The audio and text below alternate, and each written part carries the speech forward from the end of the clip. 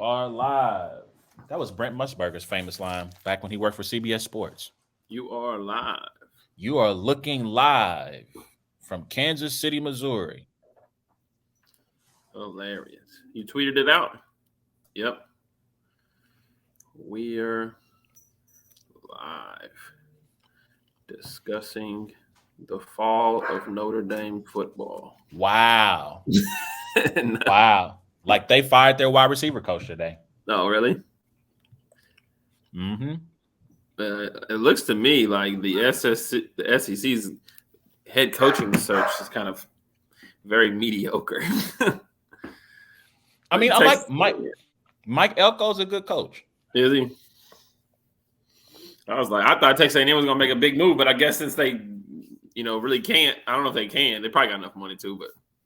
Look, anybody who can take Duke to 9 wins, and to be honest, Duke would have won more games if Leonard hadn't got hurt. If he hadn't gotten hurt. Mm-hmm. I heard against Notre Dame. Mm-hmm. So, I mean, let me see. They ended up 7-5. They would have beat, they took Carolina to overtime. I think they would have beat Florida State, to be honest, if Riley Leonard hadn't gotten hurt. Yeah. They were in the lead in the fourth quarter in that game, I believe. So, yeah. So, Let's go. All right. Good morning, good afternoon, good evening. No matter where you may find yourself as you listen to this. And welcome to the podcast that also is not responsible for leaking audio to Verb. We didn't do it. We didn't do it either. So it's a black and white thing with A1 and A Ward. On one half of the dynamic duo, I'm A1. You can follow the show by going to the podcast app of your choice, searching for It's a Black and White Thing or Brains and Bars. Rate, subscribe, comment, follow the show there. You can also follow us on YouTube by searching Brains and Bars. Social media at Brains and Bars on Facebook, Twitter, and Instagram. And as always, I got my homie A Ward in the building. What's good, man? We are in the building. It is Billy Hoyle, aka whatever you want to call me. But no, it's been good. It's been a good week. It's my birthday week, I guess. Kind of. Nah, since my birthday's on Saturday, I guess my next week will be my whole birthday week. But you can use your privilege. Use your privilege. It's your birthday week. It can be your birthday week all week if you want to. All right. Cool, this week and next week. That's how some people go whole birthday month. I know one of our friends does that. When it's their time, it's the month. It's my time of the month. Yeah. Yo, it's my 38 special. This is the 38 special. So hey JC, ain't it funny how 38 can make a regular guy feel special inside? Yeah. No, but yeah, doing good, man. Doing good. Watching some basketball. ACC, SEC Challenge, NBA in-season tournament last night is tonight. So yeah, it's a good day. You know what? Let's start there because we're not going to be able to get into a lot of NBA. The in-season tournament. What are your thoughts on the in-season tournament? Excuse me. It's provided a little bit more of an excitement for me. Watching some of the games. I mean, the NBA schedule with 82 games back to backs. Probably 3-4 games a week for every team.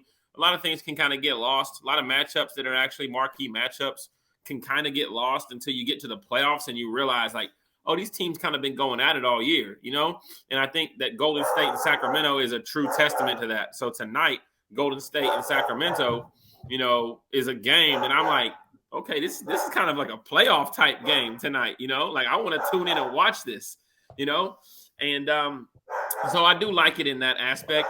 The courts are weird. I'm not gonna lie. One day I like them, the next day I hate them. But I don't know. It's been kind of fun to watch, and I've looked forward to Tuesdays and Fridays. In my head, I'm like, oh, it's Tuesday, oh, it's Friday. It's in-season tournament. Let's check it out.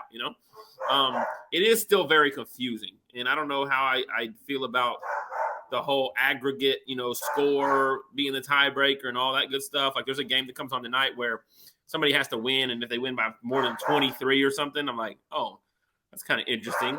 So maybe I'll be interested to see how they play tonight and see if they're chucking up threes at the end of the fourth quarter, going crazy to try to blow the team out. What if there's 15 seconds to go in the game and they're just dunking, calling timeouts, fouling to try to win by 26. That can literally happen, right? that can. And I want to say Devin Booker hit a shot at the end of their last game. It might have been their final game of the in-season tournament, where he hit it, and like that shot that is like a banked in 3-pointer. And that shot is what allowed them to have the point differential that'll be good enough so that they'll advance to the second round. So I like all of that. Like it's no more, okay, it's 3 minutes left, we got to pull our guys. Yeah. It's like, no, you got to keep trying to play to score to get this point differential. Because I mean, obviously you get a nice little NBA cup. Yeah. But you also get $500,000 per player.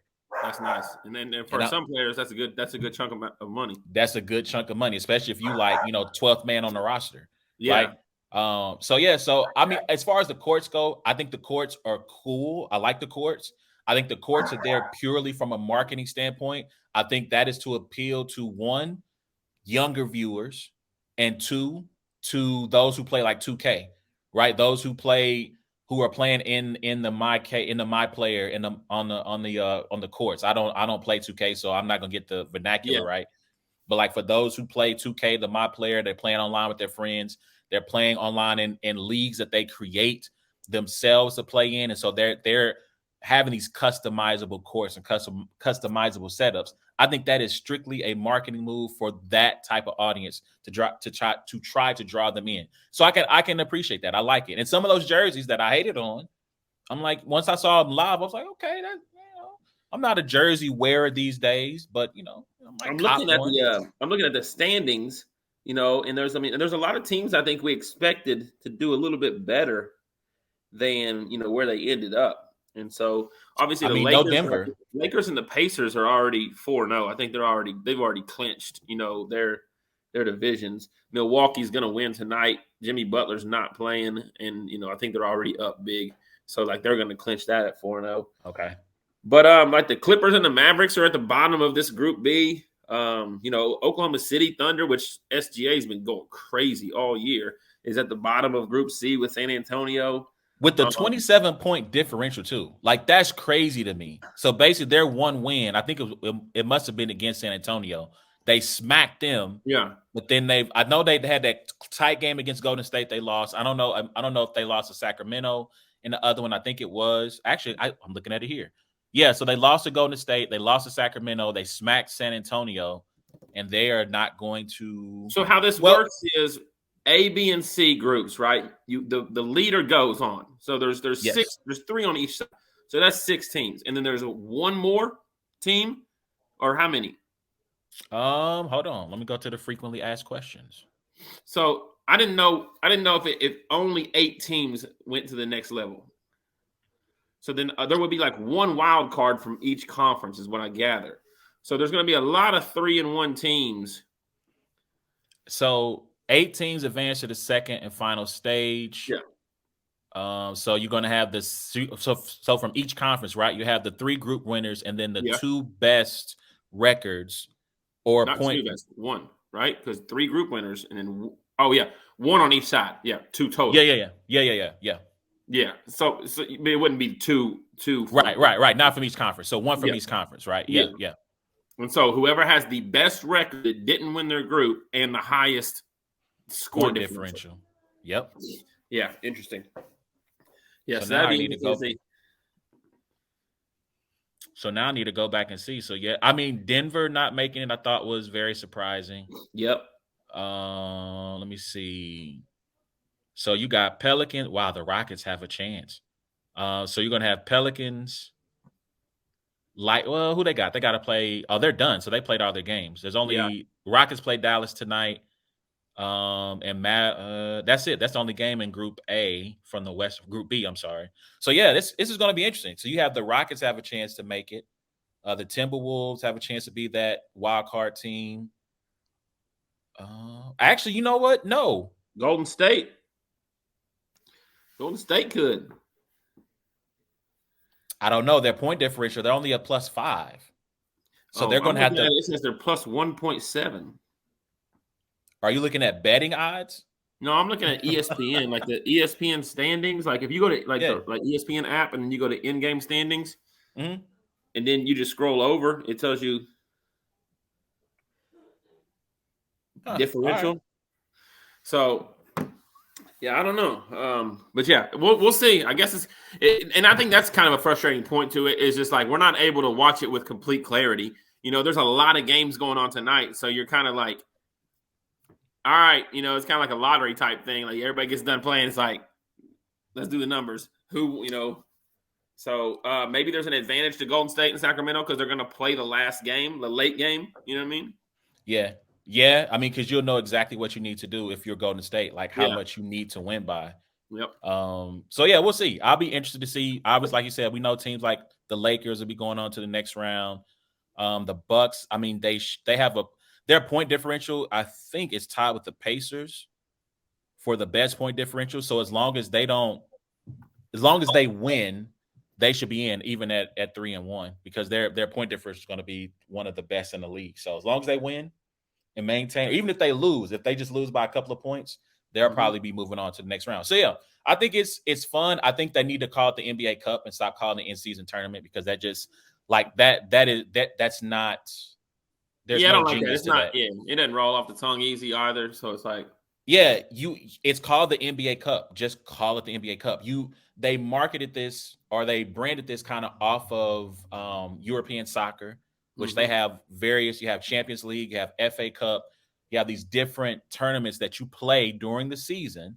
And so don't call it in-season tournament, guys. Like we know it's an in-season tournament. That's why it's called NBA Cup, right? Like just so yeah. But yeah, y'all let us know what y'all think, man. I like it. I think it gives the season a little bit more intrigue. It makes it more interesting. To me, you given the regular season a little bit of a oomph, and it's allowed a team like the Indiana Pacers. If you got League Pass, the Indiana Pacers are must watch TV. Yeah, 140, 150 points, like defense optional. Defense optional. They basically said, look, can you outscore us? Yeah. Because if you can't, it's gonna be a long night for you. But if you can, we about to have some fun. And so all the games, Tyrese Halliburton, I mean, he's kind of is he the current like leader in terms of best point? Well, I guess Luka.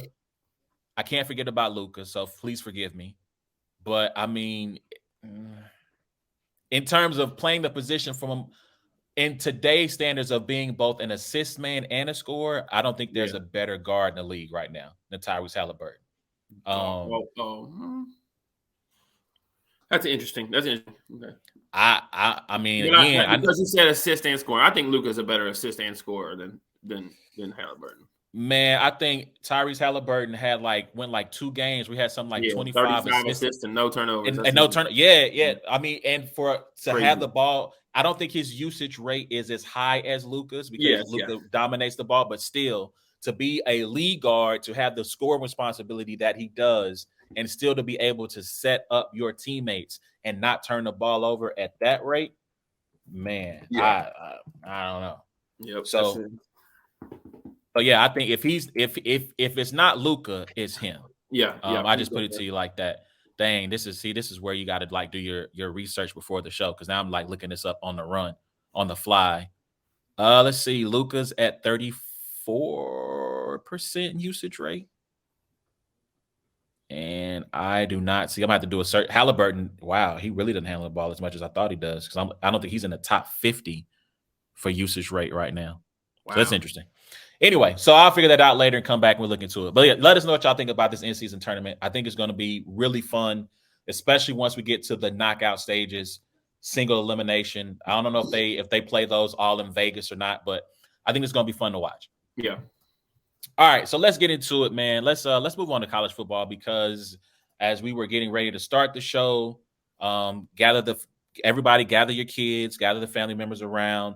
New college football playoff rankings just dropped, everybody. Hot off the press about 20 minutes ago that these new rankings dropped, and they are as follows. See, I had them pulled up and then I got rid of them and I don't know where they are. Here they are. Georgia is still number 1. Michigan moved up 1 spot. The next 3 teams moved up 1 spot. So Michigan, Washington State, Florida State all moved up 1 spot, 2 through 4. And to me, this is where it gets interesting. Oregon at 5. Ohio State at 6. Wah, wah, wah. Well, and then Texas and Bama at 7 and 8. And so I had a whole like scenario mapped out of, okay, what happens if this, what happens if that? I thought that if Bama would beat Georgia, that for sure they're going to make it to the top 4. With them being at 8, can you see them making the jumping at least 4 spots to get to 4? They're not going to jump. They're not going to allow them to jump Texas if Texas wins. And who's Texas got? Oklahoma State. Oklahoma State. So if Texas wins and Alabama wins, they're not going. I mean, they're just not going to do it. I mean, they haven't done it all year. You know what I mean? Like, I mean, it's been like this for like the last 6 weeks. So I don't know why all of a sudden, I mean, I guess you're beating Georgia, but I just don't think they're going to allow Bama to jump Texas, considering Texas beat Bama at Bama. Like, it's tough, man. There's always going to be outrage. There's so many scenarios right here where Oregon beats a Washington, and then Bama beats a Georgia. Then you got Florida State sitting here. This is Chris Winkie can't play in the national title game all over again. They come in, Marcus Outson comes in and is trying to throw passes to Peter Warrick, and Tennessee wins the national championship. But it's like you got a situation with Florida State where you're like, yo, you don't want to penalize the team, but Florida State without Jordan Travis is not one of the top 4 teams in the nation.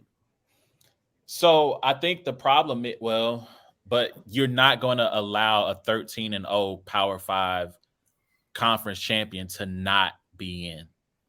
Right. And so basically what needs to happen is Georgia, Michigan, and Florida State, all win their conference championship. And I think Oregon's going to beat Washington, and it's just going to be Georgia, Michigan, Oregon, Florida State, But the chaos could ensue. Like if Bama beats Georgia, you're going to have a list of 1-loss teams, and they're all going to be able to say, well, Bama, has wins over the number 5 Georgia, number 9 Missouri, or no, I didn't beat Missouri. Number 1 Georgia, number 11 Ole Miss, number 13 LSU, number 21 Tennessee, and 1 loss. You know what I mean? And then you're going to look at Texas, and Texas has got literally Alabama and K-State, and K-State's 25th. Like, and so then I heard earlier Kirk Herbstreit talking about Texas and Oregon, common opponent. Texas beat Texas Tech by 50.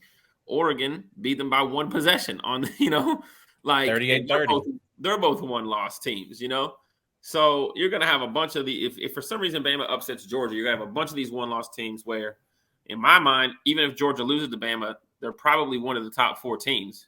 Yeah. I mean, they got a 20-point difference. Like they're beating teams by 20 points a game, like for the whole season, And like they're thumping teams like badly. And so, it's just it's a tough situation. And one thing I think that we know that is constant and is going to happen is that Michigan is going to throttle Iowa. And they're going to be good. Michigan's going to be good. I can see Louisville pulling the upset on Florida State. I mean, 9-2, right? I mean, now their 1 loss is indefensible. I kind of see why it happened though. They were juiced up. They beat Notre Dame when Notre Dame, I think, might have still been a top 10 team. And then they laid an absolute egg against Pittsburgh at Pittsburgh. But it's still a 10-2 season. Louisville just lost to Kentucky too. Yeah, but I mean, that's a rivalry game. So, I mean, look, Bama was a freaking miracle play, 4th and 31 from losing to their hated rival, who was a 6-win team. I thought it was wild watching the Eagles when they threw that touchdown. What was it? It was third and 20 something. To Zacchaeus.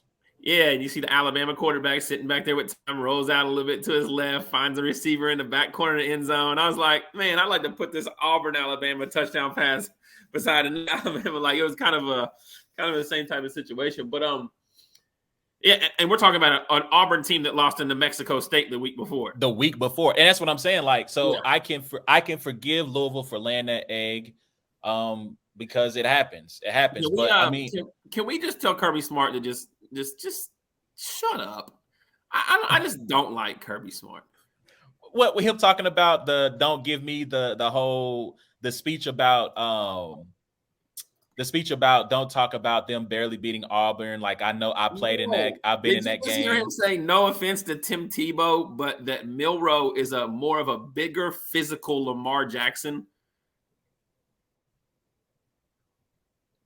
They were talking about like running style. He's like, nah, he's like, my kids play Madden. They always pick the Ravens because Lamar Jackson's hard to tackle. He's like, I wouldn't compare him to Tim Tebow. He's more of more physical and bigger Lamar Jackson. I'm like, yo, first off, Milroe's not that good.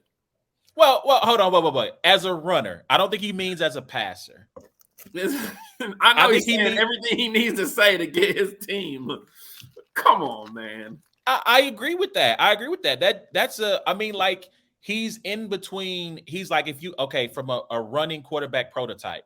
If you have on one end of the spectrum Lamar Jackson and the other end Cam Newton, in the middle is Jalen Milroe, right? Not as big as Cam, not as small as Lamar, but he's in the middle. So I can rock with that. I think that's a good comparison. I feel like if he was talking about Daniels from LSU, I'm okay with him comparing, some of these guys. But like he could have just been like, he's a little bit stronger Tyrod Taylor. I would have been okay with him saying something like that.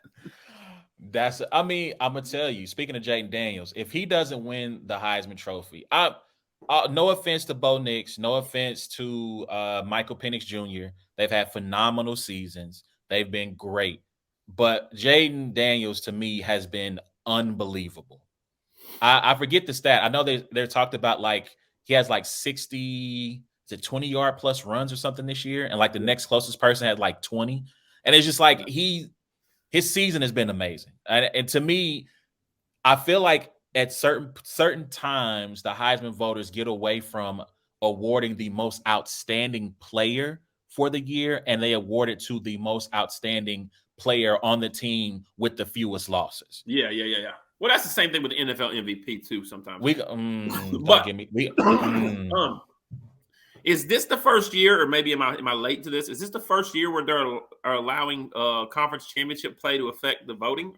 Didn't they normally vote always before the championship games? I thought so. Yeah, I thought that was voted prior to. About, the leader for the Heisman, and I'm like, yo, this weekend is the games. Like I thought they usually had all of the votes and everything submitted, and like anything that happened in conference championship play did not count. Which it used to be like, dang, that kind of sucks. But maybe, because I think that Bo Nix is the favorite right now. He's at a -165, and then Jaden Daniels is plus 200. Is it Jaden or Jalen? Jaden. Yeah. But yeah, I mean, to play at LSU, to be in the SEC, to have they have 2 losses, or they have 3? Three. Yeah, and to put up 50 touchdowns and to break the records that he's broken with his legs and everything is just, it's wild to be considered the runner-up to Bo Nix. But I mean, that offense in Oregon has been kind of insane. So I want to come back to the CFP playoff real quick. What do you do with Washington? So let's just say Bama wins, Texas loses, Florida State loses. What do you do with Washington? Bama wins. Bama wins. Texas loses. Texas loses. Florida State loses. Oregon beats Washington, who Washington beat them in the regular season. Do you put Washington at 4? Do you elevate Ohio State? Well, so what's probably going to happen is you're not putting Washington over Georgia at all. No. Georgia's probably going to, if they lose, So you're saying Bama wins, right? So Michigan's going to go to number 1. Michigan's going to go to number 1. I think Georgia's going to fall at least to 2 or 3. No, I don't think they're dropping to 4 because I think the committee wants a potential Bama. Oregon. Michigan and Georgia title game. Yeah. So I think at worst they drop to 3. Okay. Florida State's eliminated. So Florida State's eliminated. Texas is eliminated. Oregon is automatic qualifier because they win their conference. So then you're going to have to pick between Bama and Washington. I think you got to go Washington. 1 loss, Washington State wasn't ranked, but Oregon was ranked. Oregon State was ranked. I think when they beat US, no, I don't think USC might have been that might have been their last top 25 game when they lost to Washington. I had to go back and look that up. Let me see. Let me look at the schedule real quick. I just don't know how you could take a team that was undefeated. So they have wins over number 21 Oregon State. They have a win over Oregon, who was 5th in the country. They have a win over number 14 Arizona. How about it? And that's it. USC was not ranked at the time they played. So I mean, to me, one loss Washington should get in over 2-loss Bama. All right, so what about all 4 of these teams? We know if Florida State loses, they're out. They're out, absolutely. If Michigan loses to Iowa, are they out? No, because they're undefeated. They're undefeated, and they're going to have at least top 25 wins, which is Penn State, who was top 10 at the time, and Ohio State, who was number 2.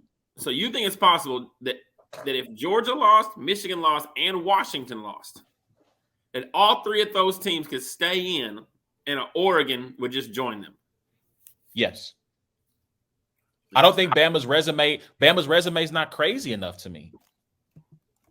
Bama? Yeah, it's not crazy. Like they're going to have. I mean, granted, the Georgia win is going to be a pretty big one. So I can't. They got 3 top 20. They got 3 top 20 wins.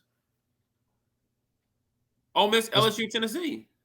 What was Tennessee ranked? So they don't have them ranked right now on this thing that I'm watching. So what was Tennessee ranked when they played them? When they played them, it was even more. It was we were like, because that's what they take into account, right? Is what you were ranked when you play them. Yes. Yeah, that's what matters. 11th or 15th. Let me see.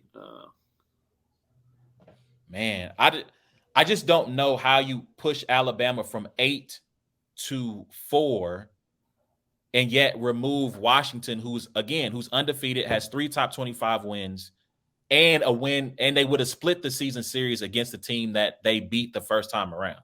So I don't know.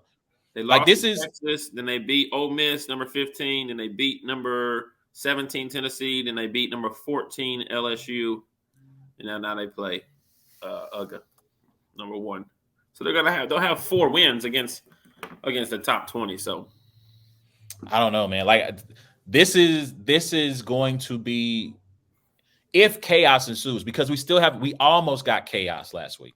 We were really close to getting chaos last week. If chaos happens this weekend, it is going to be, you're probably going to need at least a couple of nights of debating to figure out who, and granted, they don't have a couple of nights. Michigan's only played 2 ranked teams. Alabama will have played 5. Or did play. Yeah. This being their 6th. I just can't see you dropping Michigan out. I can't if they 2 1-loss teams. One of them has played 5. But Michigan only has 1 loss. Was a formidable top 4 possible selection in the Big 12 champion Texas. And the one team Michigan lost to can't score more than 13 points in a game. I hear what you're saying. I just don't think you have. Let me see. Let me see if I have this thing pulled up still. Iowa are they 12th in the rankings? Let me see. 16th. God, dog, they don't like them at all. What? They can't score 16 points. They should not be. They shouldn't be. Golly, I didn't realize it was that. Dang, they not. It doesn't matter though, because the line is 23, which is wild for a conference championship, a title game. I mean, listen. The other line that's wild is Oregon minus 9.5 over Washington. After Washington already beat them this year, 9.5. Really? That game was Yeah, I mean, listen, if I was a betting man, I definitely would be heading over to DraftKings to lay some money on Washington +9. Because unless you're telling me Michael Penix Jr. is not playing, I'm not sure why they're +9. Wow. I get it. Oregon was the better team that day. But I mean, they lost. Yep. Who knows, man? I do believe that Michigan's going to win handily. I do believe that Oregon's going to beat Washington. Unfortunately, I would love to see Louisville upset Florida State because I just don't want to see Florida State in the top four. But I understand why, if they finish defeated, that it's necessary for them to be there. Even though, let's see, Florida State played one ranked team the whole year. Yeah.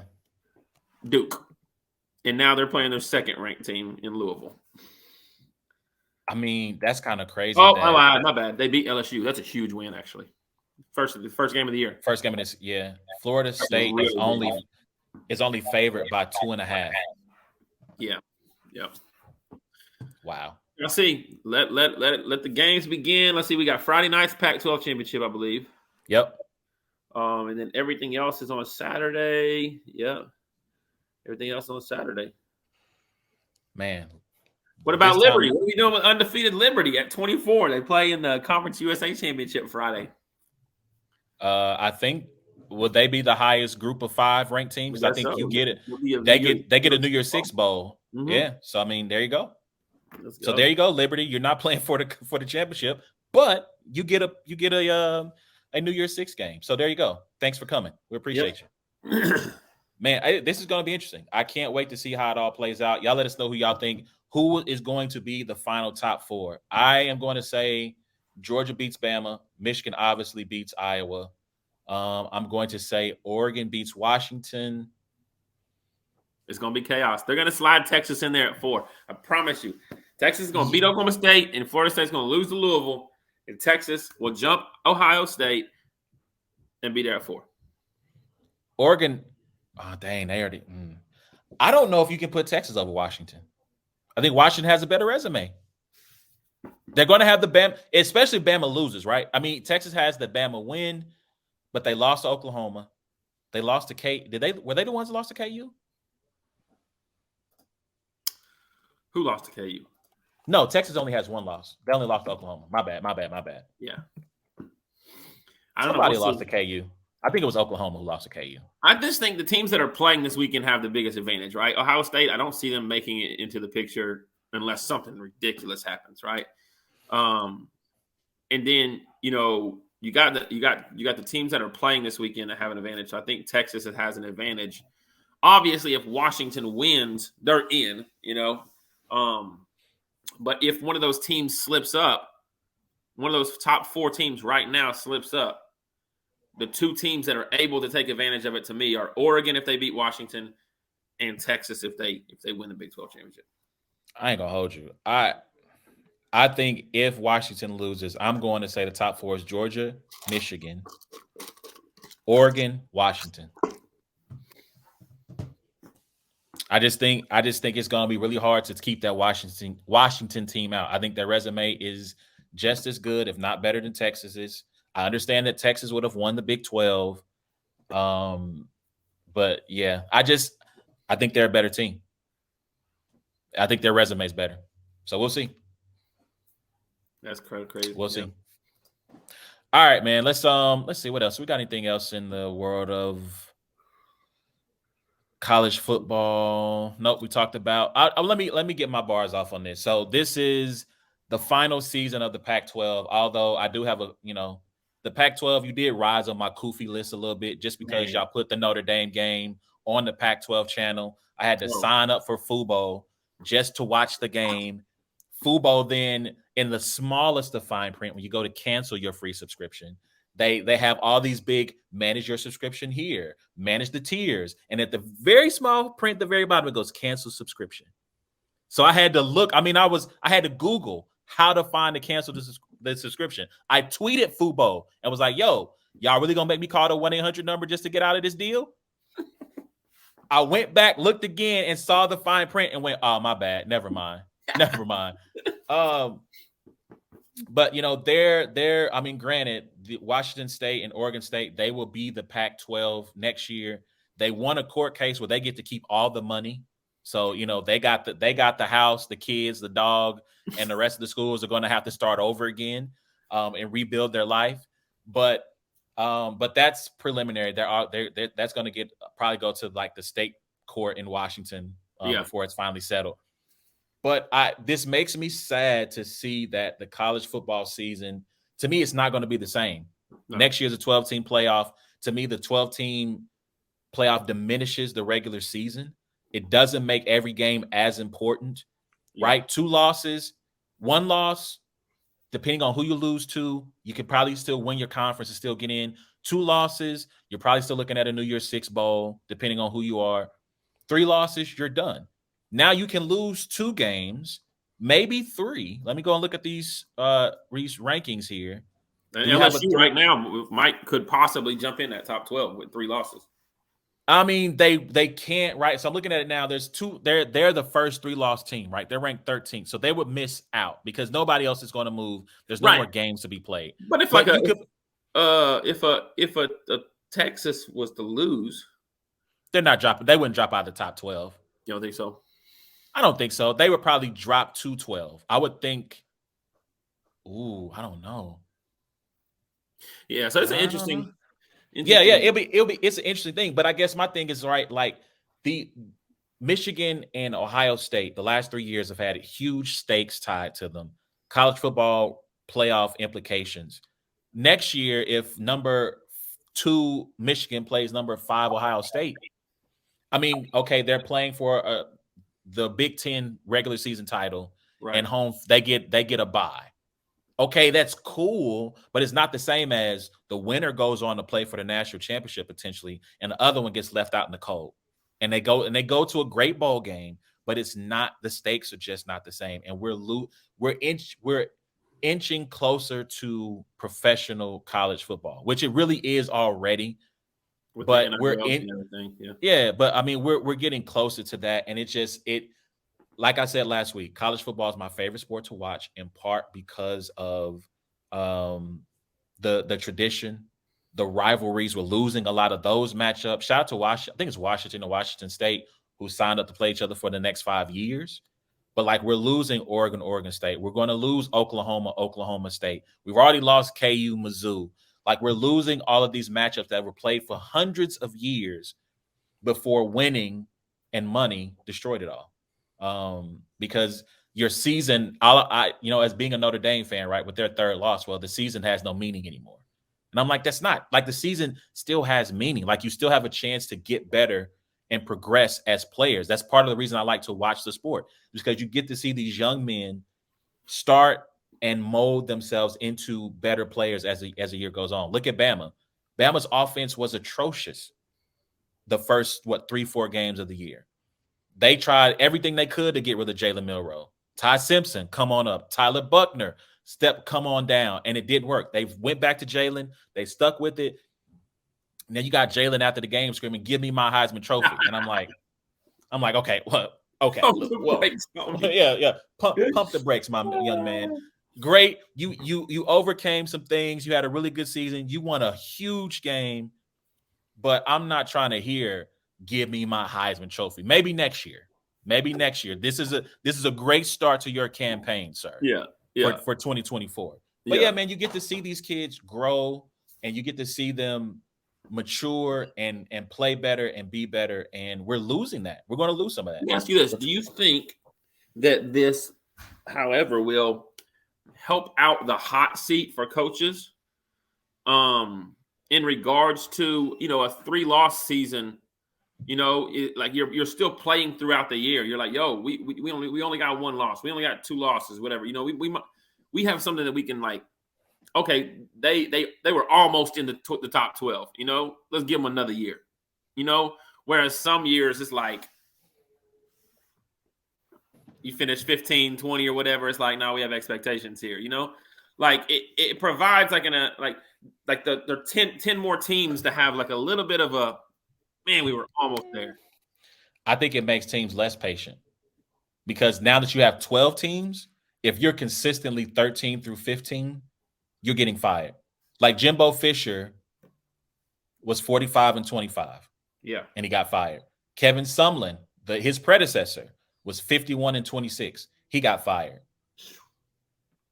I mean, there are people, Ryan Day's 60-7 or something like that the last 5 years or something crazy like that. It might not be 7 wins. It might be like 60 and like 4. He's 1 and and it's 3. like, thank you. He's 1 and 3, and they want him out of here. And so that's what I'm saying. Like at Notre Dame, like people are crying about. Look, I get it. They had a playoff caliber defense. If the offense could have figured it out in all the big games they had, they would be in the college football playoff because their defense is that good. And Marcus Freeman is his second year. He's had to rebuild a wide receiver room, try to find better quarterback play, rebuild the defense, all this other stuff that's going around into this. And people are mad that he won 9 games. Like it's so I think a 12-team playoff makes people less patient because winning is the only thing. It is not the result is the only thing people care about. They don't care about the process. Yeah. And so, I mean, absolutely, Zach, the alumni play a huge part in why coaches are let go. Absolutely. The alumni play. I mean, again, I love college football, but the fans are by far the worst. They're the most entitled. Listen, Dabo in that rant, he was right. Like, I mean, you guys are spoiled. You're entitled. He's like, before I got here, y'all didn't have this. He said, I built this brick by brick. You know what I'm saying? And like Texas, so to talk about Texas A&M, last 25 years, 1 10-win season. In the last that's the Manziel season. His Heisman season, 1 10-win season. You got to realize who you are in the hierarchy of college football. Everybody's not going to be Bama. Everybody's not going to be Ohio State, Florida. Okay. I'm part of the problem.